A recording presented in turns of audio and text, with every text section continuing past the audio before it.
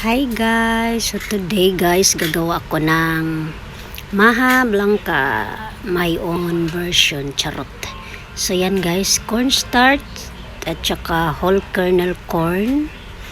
Optional lang yan guys kung gusto nyo ng sweet cream style corn.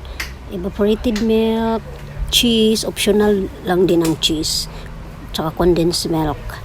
So 1 cup of all-purpose flour, cornstarch pala, charot. Iano mo sa 1 cup of water guys. Tapos dito naman yung gatas, yung condensed milk natin, evaporated milk, at saka yung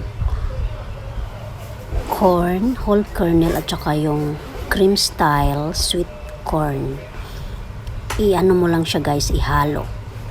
Tapos pinakuluan ko siya.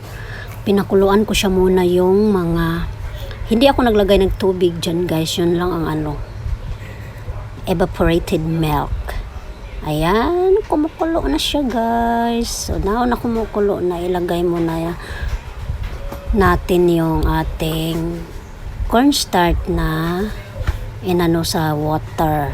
Yan, umaapaw maning akong kaldero. Umapaw yung aking pinaglutuan guys. So anuhin mo lang siya guys, ukayin ang ukayin, haluin ang haluin. Ayan, hanggang sa maglapot na siya, magluto na siya.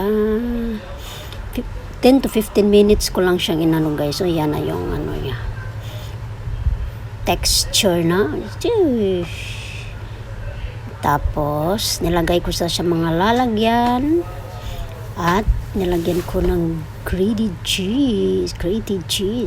Ano ba yan? Basta gayon na sa ibabaw. Ang sarap nito. Nag voice over ako nito guys, tapos ko nang tinikman yan. Ang sarap talaga, ang sarap pala.